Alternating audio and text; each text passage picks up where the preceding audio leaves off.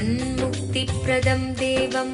பரமஹம்ச நித்யானந்தர் ஓர் வாழும் அவதார புருஷர். பிறப்பிலிருந்தே ஞான சக்தியை வெளிப்படுத்திய பிறவி யோகி.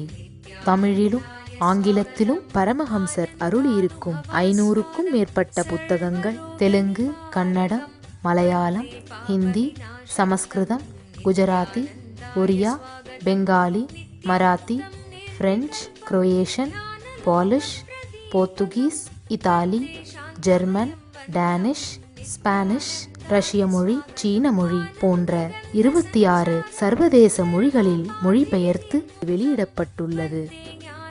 10,000 மணி நேரத்திற்கும் மேல் ஞான கருத்துக்களை மொழிந்துள்ள அரிய பேச்சாளர். லட்சக்கணக்கானவர்களுக்கு அன்னதானம், இலவச மருத்துவ வசதி, கல்வி உதவி, மேலும் உலகம் முழுவதிலும் 140க்கும் மேற்பட்ட இடங்களில் பள்ளிகள், ஆசிரமங்கள், ஆலயங்கள் மற்றும் மருத்துவமனைகள் அமைத்து ஒப்பற்ற சேவை செய்து வரும் சமூக சேவகர். லட்சக்கணக்கானவர்களுக்கு தலைவலி முதல் கேன்சர் வரை தனது தியான சக்தியால் தீர்த்து வைத்த தியான சிகிச்சையாளர். கோடிக்கணக்கான மக்களுக்கு உடல் நலம், மனவளம் ஆகியவற்றிற்கான கிரியைகளை வகுத்து தரும் கிரியா யோகி. கோடிக்கணக்கான மக்களுக்கு வாழ்வியல் பிரச்சனைகளுக்கான தீர்வுகளை தந்த வாழும் ஞானி. 151 நாடுகளில் தியான மையங்களோடும் விடுதி, Tiruvannamalai, Rajapalayam, Salem, Hyderabad, Varanasi, loss Angeles, Seattle, Ohio, San Jose, Phoenix ஆகிய சர்வதேச நாடுகளிலும் ஆசிரம கிளைகளோடும் நடந்து வரும்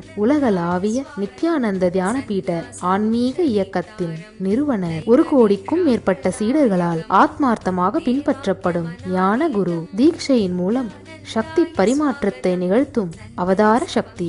பாரம்பரிய யோகக்கலையை ஆயிரக்கணக்கான யோக மையங்கள் மூலம் உலகமெங்கும் எடுத்துச் சென்ற நவீன கால யோகி. லட்சக்கணக்கான மக்களுக்கு குண்டலினி சக்தியை உயிர்ப்பித்து அஷ்ட சித்திகளை அருளும் அஷ்டமா சித்திதாயகன். இந்தியாவில் பெங்களூரு, ஹைதராபாத், திருவண்ணாமலை மற்றும் சர்வதேச நாடுகளில் Los Angeles, San Jose, Seattle, Toronto, Ohio, Oklahoma, Phoenix, Saint Louis, Malaysia, Brazil, Paris, குவாடிலு, Dallas, New York, New Jersey, Atlanta, Calgary, Vancouver, Singapore என்று உலகம் முழுவதும் வைதீக ஆலயங்களை அமைத்து வேத கலாச்சாரத்திற்கு மறுமலர்ச்சி அளித்த ஆன்மீக சுடர். லட்சக்கணக்கான இளைஞர்களின் எதிர்காலத்திற்கு வழிகாட்டியாய் திகழும் ஒரே இளம் குரு. உலகிலேயே இணையதளத்தின் மூலம் அதிகமாக பார்க்கப்படும் ஆன்மீக குரு. அரசியல் துறையிலும் ஊடகத்துறையிலும் ஊடுருவியிருக்கும் நாத்திக ரவுடி கும்பல்களால் தொடுக்கப்பட்ட மத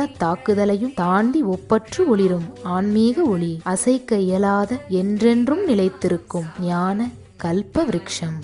ஸ்வாகதம் ஆனந்தானுபவாஸ்வாதம் சர்வரோக நிவாரகம் வந்தே பாப விநாசக்தம் நித்யானந்தாய ஸ்வாகதம்.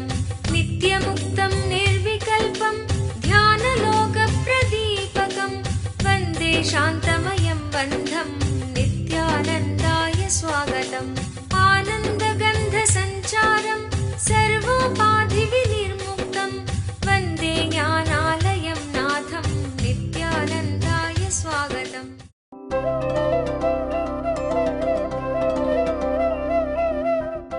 உதாராः சர்வ ஏவைதே ஞானீ த்வாத்மைவ மே மதம் ஆஸ்திதः ஸ ஹி யுக்தாத்மா மாமேவானுத்தமாம் கதிம்.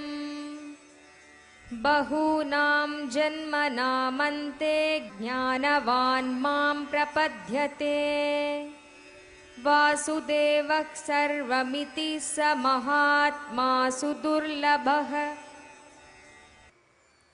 இறுதியான சில சத்தியங்களை அறுதியாக உறுதியாக பகவான் இந்த சூத்திரங்களிலே விளக்குகிறார். உதாரா சர்வ ஏவைதே ஞானீ த்வாத்மைவ மேமதம் ஆஸ்தித சஹி யுக்தாத்மா மாமேவோனுத்தமாம் கதிம்.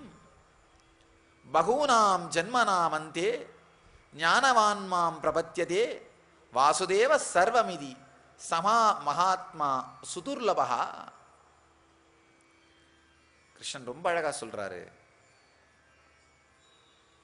மக்கள் எல்லோரும் சிறந்தவர்கள், பல நிலையில் இருக்கும் அன்பர்களும் சிறந்தவர்கள். ஆனால் என்னுடைய ஸ்வரூபத்தை உணர்ந்த ஞானி நானாகவே இருக்கிறான். ஏனெனில் அவன் என்னிடம் ஒன்றிய மனமும் புத்தியும் கொண்ட ஞானியாகிய பக்தன் மிக உயர்ந்த கதியாகிய என்னிடமே நிலை பெற்று நிற்கின்றான். பல பிறவிகளுக்கு பிறகு கடைசி பிறவியில் தத்துவ ஞானம் அடைந்த இந்த சத்தியத்தை உணர்ந்த மனிதன் எல்லாம் நானாகவே இருக்கின்ற வாசுதேவ ஸ்வரூபம் என்ற சத்தியத்தை உணர்ந்து எனக்குள் இருக்கின்றான். இந்த நிலையில் இருக்கும் அவதார புருஷன், இந்த நிலையில் இருக்கும் ஞானி மிகவும் கிடைப்பதற்கு அரியவன். பல சூக்ஷ்மங்களை இறைவன் இங்கு சொல்லுகின்றார். ஸ்ரீகிருஷ்ணன் நம்மோடு பகிர்ந்து கொள்ளுகின்றார். அதாவது இந்த சூத்திரங்கள் போக போக ஆழமான நிலைக்கு நம்மை எடுத்து செல்லுகின்றன. வாழ்க்கையே மேம்போக்காக பார்க்கின்ற மனிதர்களாலே இதை உள்வாங்க முடியாது. சரி, ஏதோ சாமி சொல்றாரு கேட்டுடலாம், இல்லை போர் அடிக்குது இல்லை அப்படிங்கிற மாதிரி ஒரு உணர்வு. போர் அடிக்கிறது வேற ஒன்றும் இல்லை. ஆழமான சத்தியங்கள் சொல்லப்படும் பொழுது அதை பிடித்துக் கொள்வதற்கு நமக்கெல்லாம் பயம். ஏன்னா இந்த சத்தியங்களை பிடித்தா வாழ்க்கையை மாற்றியாகணும். இதையெல்லாம் கண்டுகொள்ளாமல் இருக்கின்றவரை நாம் பாட்டுக்கு வாழ்ந்துட்டு இருக்கலாம். என்ன சொல்றது, முன்னாடி பள்ளம் இருக்குன்னு தெரிஞ்சும் கண்ணை மூடிக்கிட்டே நடக்கிறதால பள்ளத்தை தாண்டிட முடியும்னு நினைக்கிறது. நம்ம எல்லோருக்குள்ளும் இருக்கின்ற ஒரு மன அமைப்பு, பூனை கண்ணை மூடினா பூலோகம் இருண்டு போயிடும் நினைக்கிறது. நம்ம எல்லாரும் அப்படித்தான் நினைக்கிறோம். பூனை கண்ணை மூடினா பூலோகம் இருளாது. பூனை கண்ணை மூடினாலும் அது செய்கின்ற செயல்களின் பலனை அடைந்துதான் தீர வேண்டும். கண்ணை திறந்து பார்த்தாலாவது பிரச்சனைகளை தவிர்க்க வாய்ப்பு இருக்கின்றது. அதே மாதிரி தான் நம்ம கண்களை மூடி ஒதுக்கி வைத்து விடுவதன் மூலமாகவே இவைகளிலிருந்தெல்லாம் தப்பித்துக் கொள்ள நினைக்கின்றோம். இவைகளிலிருந்தெல்லாம் இவைகளை தவிர்த்து விட நினைக்கின்றோம். ஆனால் தவிர்க்க முடியாமல் அது பூதாகரமாக நம் முன் வந்து நிற்கும் பொழுதுதான் தவிர்க்க முடியாமல் பூதாகரமாக அவைகள் ஆனபின்தான் நாம் அவைகளை பற்றி யோசிக்கவே துவங்குகின்றோம்.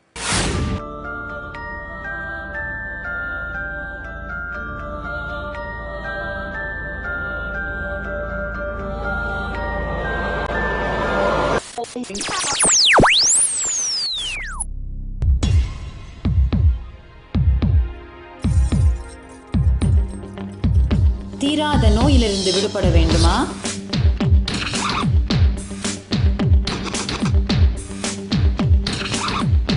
பிரச்சனைகள் இல்லாத உறவுகள் வேண்டுமா? நிம்மதியான உறக்கம் வேண்டுமா? வாழ்க்கையில் மனத்தெளிவும் உற்சாகமும் அதிகரிக்க வேண்டுமா? ஆனந்த ஸ்புரண தியான முகாம் இவை அனைத்தையும் 2 நாட்களில் உங்களுக்கு அனுபவமாக்கி தருகிறது.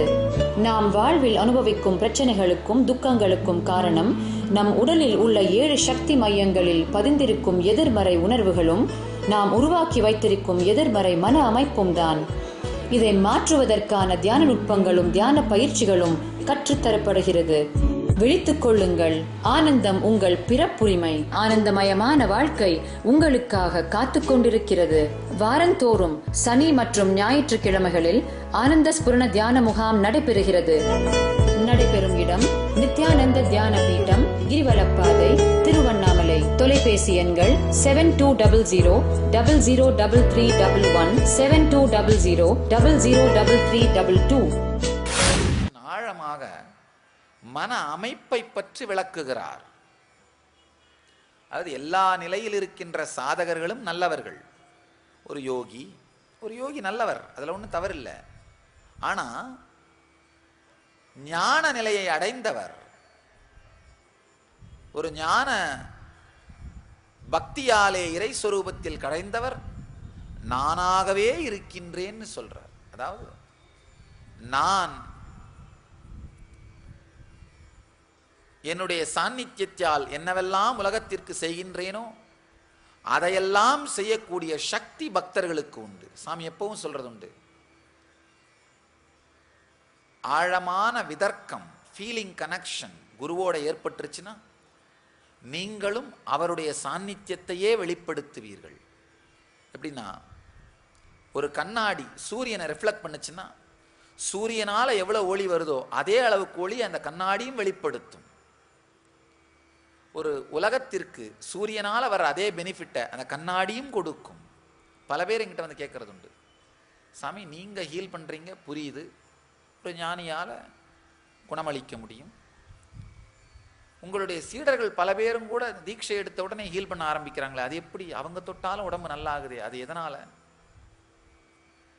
ஆழ்ந்த விதர்க்கமுடைய ஒரு பக்தன் குருவினுடைய சாநித்தியத்திலே கரைவதன் மூலமாக ரிஃப்ளெக்ட் பண்ற கண்ணாடியாகவே மாறிவிடுகின்றான். அதனால சூரியன் செய்கின்ற அதே செயலை ரிஃப்ளெக்ட் பண்ற கண்ணாடியும் செய்ய முடிவது போலே, சூரியனால் வருகின்ற பலன்கள் அந்த ரிஃப்ளெக்ட் பண்ற கண்ணாடியாலேயும் வருவது போலே, ஆழமான விதர்க்கமுடைய மக்கள் அவர்களுடைய குருவின் அதே குணங்களை வெளிப்படுத்துகிறார்கள், அதே சக்தியை வெளிப்படுத்துகிறார்கள், அதே சக்தியை ரேடியேட் பண்றாங்க, அதையே தங்களுடைய வாழ்க்கையிலே வாழுகின்றார்கள். ரொம்ப அழகா சொல்றாரு, ஞானியோ என்னுடைய ஸ்வரூபமே அப்படின்னு சொல்றாரு. ஏனென்றால் என்னிடத்தில் ஒன்றிய மனமும் புத்தியும் கொண்ட ஞானியாகிய பக்தன் மிக உயர்ந்த கதியாகிய என்னிடமே நிலை பெற்று நிற்கின்றான். மிக உயர்ந்த கதி என்னன்னா அந்த ஜீவன் முக்த நிலை, அந்த நிலையிலேயே அவன் நிலை பெற்று நிற்கின்றான். சில நேரத்தில் பக்தர்கள் வந்து என்கிட்ட சொல்றது, சாமி எனக்கு உங்களை ஒரு வருஷமாக தான் தெரியும், ஆனால் உங்களை தெரியறதுக்கு முன்னாடி நான் வாழ்க்கை வாழ்ந்தேங்கிற நினைவே எனக்கு மறந்து போயிருச்சு. உங்களுக்கு முன்பாக என்னுடைய வாழ்க்கையின் ஒரு பாகம் இருந்ததுங்கிறதே என்னுடைய நினைவில் இப்போ இல்லாமல் போயிருச்சு.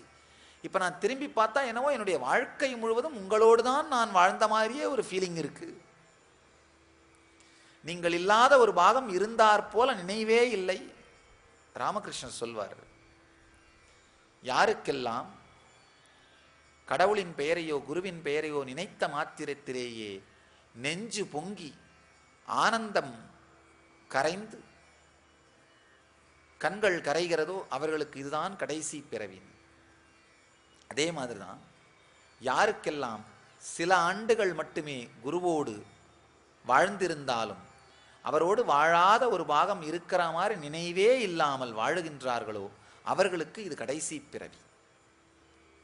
பல பேர் வந்து சொல்றது, சாமி சில ஆண்டுகளாகத்தான் எனக்கு உங்களை தெரியும், ஆனா என் வாழ்க்கையில் உங்களுக்கு முன்பாக இப்போ அவருக்கு ஒரு 40 வயதுனா 2 வருடமாகத்தான் என்னை சுற்றி வாழுகிறார்னா, ஆனால் அந்த 38 ஆண்டுகளை பற்றிய நினைவே மனதிற்குள் வருவதில்லை. என்னவோ வாழ்க்கை முழுவதும் உங்களோடையே தான் வாழ்ந்தார் போல ஒரு உணர்வு இருக்கிறது. அப்படின்னா அந்த கடந்த காலம் பற்றிய நினைவுகள் நினைவுக்கு வர வேண்டிய தேவையே இல்லாத அளவிற்கு உபயோகமற்று விட்டது.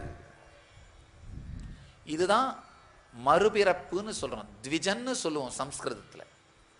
கடந்த கால நினைவுகளுக்கு எந்த விதமான உபயோகமும் இல்லாததனால் அவை புறந்தள்ளப்பட்டு இப்பொழுது குருவோடு வாழுகின்ற இதுவே முழுமைத்தன்மையோடு இருப்பதனால், இதுவே நினைவு முழுவதையும் நிறைத்து கொள்வதனால், நல்லா புரிஞ்சுக்கோங்க, நிகழ்காலம் முழுமைத்தன்மையை அளிக்காத பொழுதுதான் கடந்த காலத்தை பற்றியே கற்பனை பண்ணிட்டு இருக்கிறதோ இல்லை எதிர்காலத்தை பற்றியே ஏங்கிட்டு இருக்கிறதோ நடக்கும்.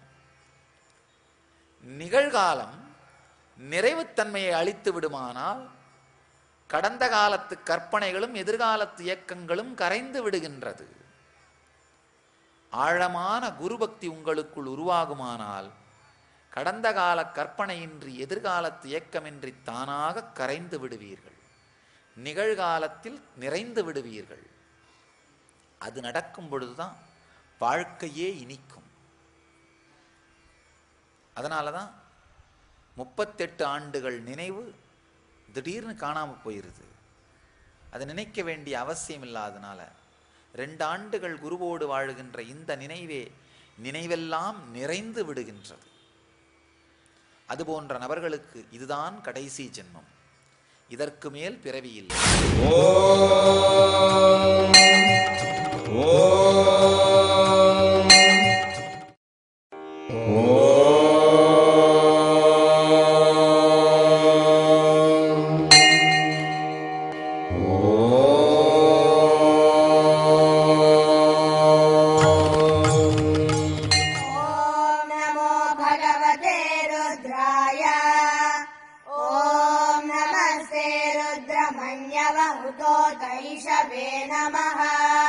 नमस्ते अस्तु धन्वने बाहुभ्यामुदते नमः।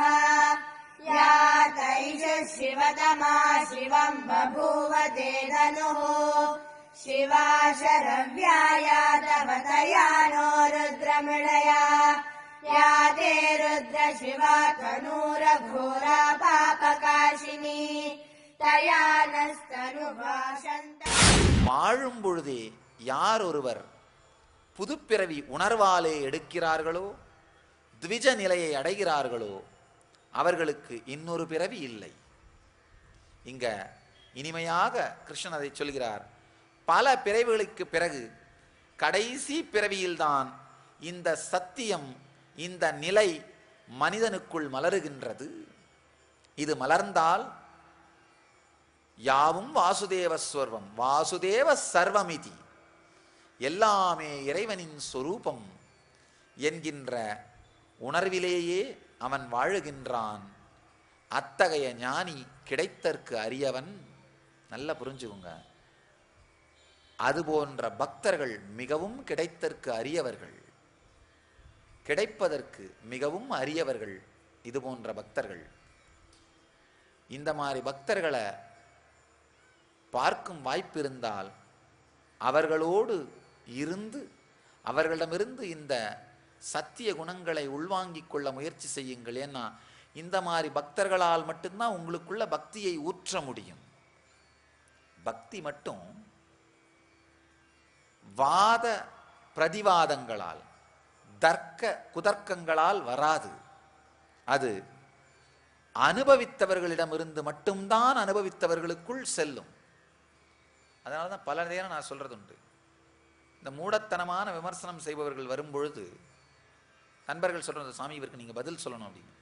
நான் சொல்றது, இவருக்கு பதில் சொன்னால் மட்டும் இவருக்கு பக்தி வந்து விடாது. தர்க்க குதர்க்கங்களாலே பக்தி வராது, வாத பிரதிவாதங்களாலே பக்தி வராது.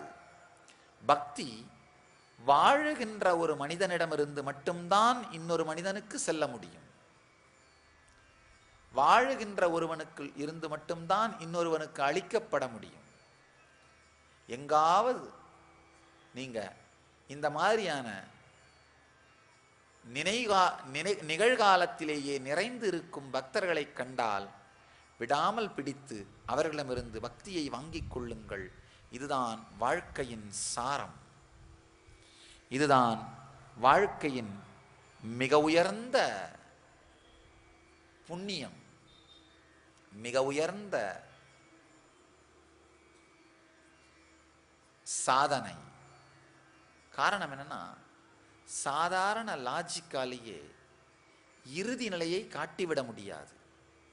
சாதாரண பட்டறிவாலேயே இறுதி நிலையை காட்டிவிட முடியாது. ஒரு சின்ன கதை.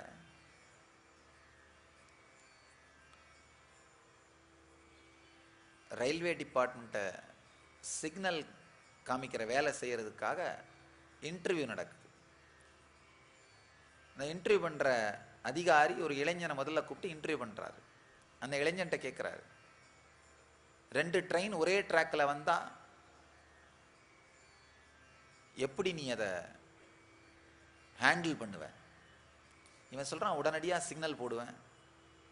இல்ல ஒருவேளை சிக்னல் எல்லாம் உடஞ்சி போயிருந்தா என்ன பண்ணுவேன்? இல்லை நெக்ஸ்ட் சிக்னலுக்கு ஃபோன் பண்ணி அவங்கள நிறுத்த சொல்லுவேன். இல்லை ஃபோனும் உடஞ்சி போயிருந்தா என்ன பண்ணுவேன்? நான் போட்டிருக்க சிவப்பு சட்டையை கழட்டி கொடி மாதிரி அசைப்பேன். இல்லை ஒருவேளை அன்னைக்கு நீ சிகப்பு சட்டை போடாமல் இருந்தா என்ன பண்ணுவேன்? அக்கம் பக்கத்துலையாவது ஏதாவது ஒரு சிகப்பு துணியை கடன் வாங்கிட்டு வந்து கொடியை மாதிரி அசைச்சு அந்த ட்ரெயினை நிறுத்துவேன். இல்லை ஒருவேளை அதுவுமே இல்லாமல் இருந்தால் என்ன பண்ணுவேன்? இவன் சொல்கிறான், ஊருக்குள்ளே ஓடி போய் என்னுடைய மாமாவை அழைச்சிட்டு வருவேன். இவருக்கு இந்த அதிகாரிக்கு ஆச்சரியமாயிருச்சு. ஏன் உங்கள் மாமாவால் என்ன பண்ண முடியும், மாமாவால் என்ன பண்ண முடியும்? இல்லை, என் மாமா இது வரைக்கும் 2 ட்ரெயின் மோதி நேரில் பார்த்ததே இல்லை. லாஜிக்காலேயே இறுதிக்கு அழைத்து சென்று விட முடியாது. வெறும் லாஜிக்காலேயே இறுதியான தீர்வை அளித்து விட முடியாது. அதை தாண்டி பக்தியில் கரைந்து மூழ்கி இருக்கும் மனிதர்கள் நல்லா புரிஞ்சுக்கோங்க,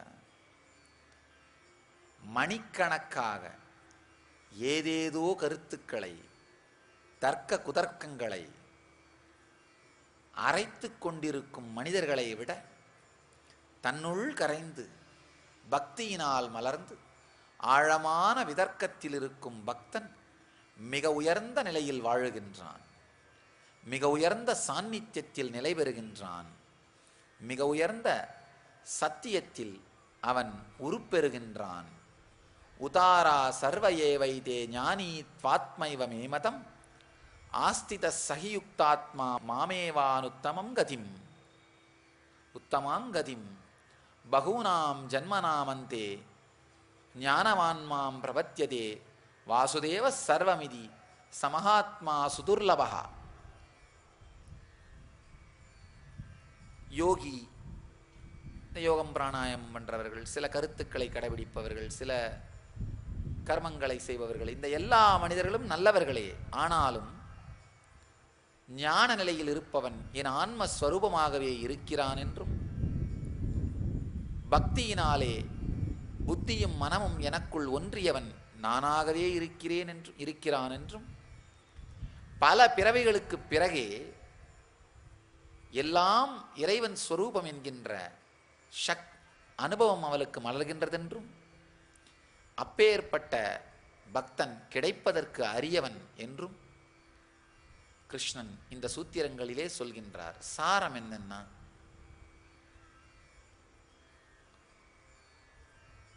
கடந்த காலத்தையும் எதிர்காலத்தையும் மறந்து நிகழ்காலத்திலே நிறைந்து குருவோடு ஆழ்ந்த விதர்க்கம் ஏற்பட்டவர்கள் எல்லாமே குருவின் வடிவம் என்று வாழுகின்றார்கள்.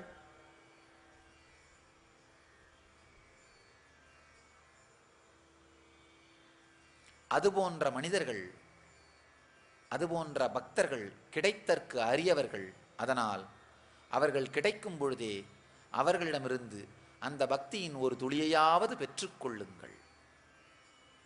இதுதான் இந்த சூத்திரத்தின் மூலமாக எம்பெருமான் நமக்கு சொல்ல விரும்புகின்ற சாரம். ஆழமாக புரிந்து கொள்ள வேண்டும். காட்சிகள் கண்ணை சந்திக்கும் நுனி, சுவாசம் மூக்கை சந்திக்கும் நுனி, சுவை நாக்கை சந்திக்கும் நுனி, இசை காதை சந்திக்கும் நுனி, தொடு உணர்வு தொடுவதால் ஏற்படுகின்ற புலன் இன்ப சுக நுனி. இந்த 5 புள்ளிகளால் மட்டும் வாழ்க்கையில் ஆனந்தத்தை சுகத்தை ருசிப்பவன் ராட்சச இயல்பை உடையவன்.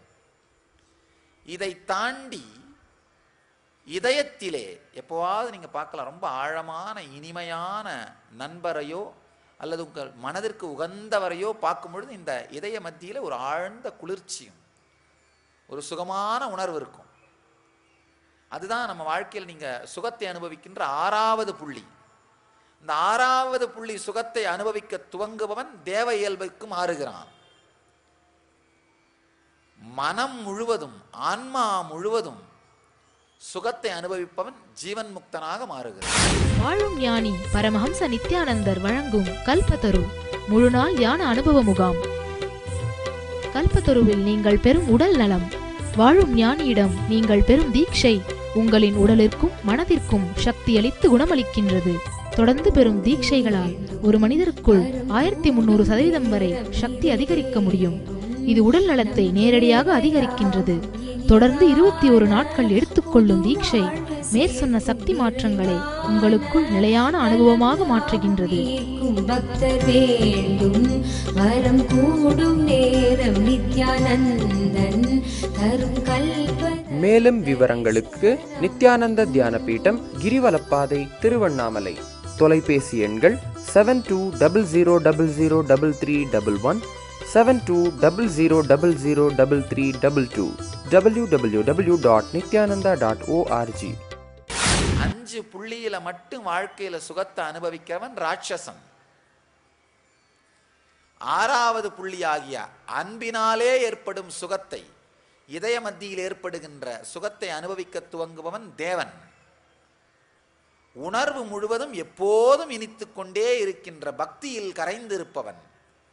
ரொம்ப அருமையா திருமூலர் சொல்வார், அன்பும் சிவமும் இரண்டென்பர் அறிவிலார், அன்பே சிவமாவது ஆறும் அறிகிலார், அன்பே சிவமாவது ஆறும் அறிந்தபின் அன்பே சிவமாய் அமர்ந்திருந்தாரே. தேன் பாத்திரத்திற்குள் நினைத்து வைத்த, அழுத்தி வைத்த பஞ்சை போலே உள்ளும் புறமும் இனிக்கின்ற உணர்வு, பக்தியினாலே பொங்கி கசிகின்ற உணர்வு, அதை அடைபவன் ஜீவன் முக்தனாகின்றான். அவர்களுக்கு உடல் முழுவதும் இனித்து, உணர்வு முழுவதும் இனித்து, தன்னை தாண்டிய தன் வசத்தை இழந்து பரவசத்தில் இருப்பவர்கள், தன் வசத்தில் இழந்து பரத்தின் வசத்தில் இருப்பவர்கள். இந்த பரத்தின் வசத்தில் இருப்பவர்களைத்தான் பரமஹம்சர்கள்னு சொல்றோம். பரத்தின் வசத்தில் இருப்பவர்கள். நான் சாதாரணமாக இந்த ஐம்புலன்களின் சுகத்திலேயே ஒன்றி இருப்பவர்கள், அசுர இயல்பை பற்றி நிற்பவர்கள். அவர்களுக்கு இந்த ஐம்புலன், இந்த 5 புள்ளிகள் இருக்கிற சுகத்தை தாண்டி வேற எதுவும் தெரியாது. இந்த சுகமே வாழ்க்கையின் ஆதாரம் நினைக்கிறார்கள், இந்த சுகமே வாழ்க்கையின் சாரம் நினைக்கிறார்கள், இந்த சுகமே போதும் நினைக்கிறார்கள். இந்த சுகத்தை சார்ந்தே வாழுகின்றவன் என்னை போற்றுவதில்லைன்னு சொல்றாரு. ரொம்ப அழகா சொல்றாரு கிருஷ்ணர். ஏன்னா அந்த சுகமே போதும் நினைக்கிறவர்களுக்கு ஞானிகள் தேவையில்லை. உங்கள் எல்லோரையும் நித்யானந்தத்தில் நிறைந்து, நித்யானந்தத்தில் மலர்ந்து, நித்யானந்தத்தில் கரைந்து, நித்யானந்தமாகிட ஆசீர்வதிக்கின்றேன். நன்றி. ஆனந்தமாக இருங்கள். நித்யானந்த தியானபீடம், நித்யானந்தபுரி ஆஃப் மைசூர் ரோடு, விடுதி, பெங்களூர். 9742203311 08027202084.